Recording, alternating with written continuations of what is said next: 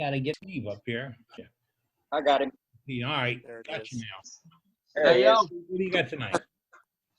well, a couple of weeks ago, I showed this chatter tool that I made out of a saw blade, and people asked if I could demonstrate it. Well, I finally got set up with a camera, so I can kind of do that if you want.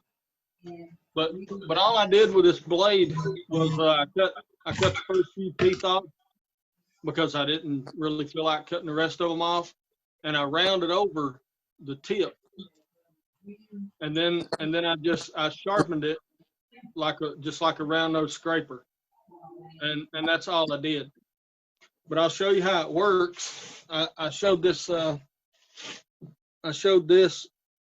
couple of weeks ago that I did with it, and it's a really cheap way to get some texturing if you don't have texturing tools. But I'll show you right quick. Let me get the camera turned around. I've got a piece of maple in here, and can you guys see that all right?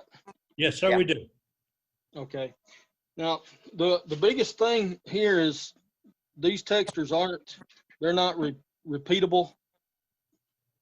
Everything depends on the speed of the lathe, the distance of the tool rest, the height of the tool rest, and even if your tool rest is parallel with the face of your piece or not. So if you have your tool rest turned where it's further out here than it is here, then your pattern is going to change. So, but I'll show you right quick, and it is a chatter tool. It's one sound you normally don't want to hear on the lathe, but it puts a really nice texture, and I'll show you here. I'll just do a couple. And you just want to touch it up to it.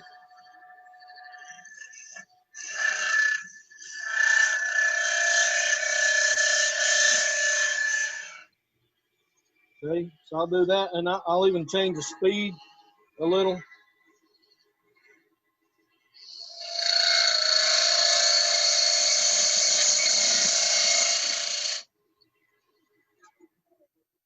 And then you can see what you get. Can you all see that? Oh, yes. But as you experiment with like lathe speed and your tool rest position and all that, you can get a much finer one. You can get a rougher cut.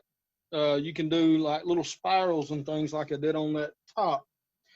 But it's a really cheap way to get into some texturing if you don't have the money to go spend on the expensive tools.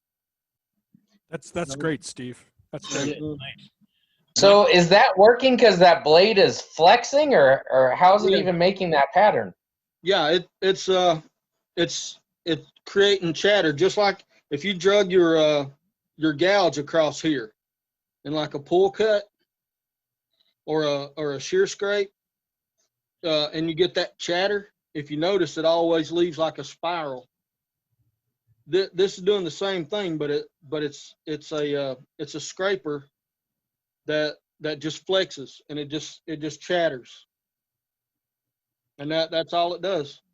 And that's why when you pull your tool rest further back, you get a completely different pattern. Or if you speed your lathe, you'll get a completely different pattern. But I've used this thing for years. I mean, literally years. I made that spin top nearly 10 years ago with this tool here, and it's the only texturing tool I've ever had. Wow. But it won't Steve, do no that. rules. I'm sorry. I said, we appreciate this. It's another tool we can build and start. Oh, you're welcome, Captain. All You're right. welcome. Is it recommended to leave the teeth on? I'm sorry. Making it funny. Is Oh. it recommended to leave the teeth on? Well, at the time when I made it, I needed a texturing tool right then, and so I just ground the first couple of teeth off. You could just take them all off. You can make this flat across or make it V-shape. There are lots of different shapes for chatter tools. This was generally the one that I figured I would need the most. So So I just made it like a round nose scraper. All right. So the end of that is round, Steve? Yes. Is Little- it sharp? Oh yes, it's sharp. I You wanna see. cut? I cut Did- myself. No, did you do it like a round nose scraper? Like Yes. okay, thank you. Yeah. You can see. I don't know if I can get the bevel in the light or not, Oh, but get a little bit it's of it, yeah. beveled just like my round nose scrapers. thank you. Yes, sir. Because you want it to bounce. The key to this thing is it has to bounce. Yes. Yeah, I it bro- has to chatter. It makes a lot of noise, but and it vibrates your hands. But it really it makes some pretty interesting textures. You know, And just never get two alike. right. I Yeah, broke you can't duplicate it. I broke a bandsaw blade this week, and I know that you can make them out of bandsaw blades too, and people make handles for them. So Yeah, lots of ways you can do it. I honestly, I just never took time to make a handle. That's the only reason I don't have one on here. I don't use it enough to really need a handle, I guess. But it's there when I need it. Okay. Thanks, Steve. Appreciate the input tonight. Sir. Here's an open invitation to folks. If you've got, I don't want to be offensive, a gizmo, a gadget, or whatchamacallit, a doohickey, or whatever that would make your work or mine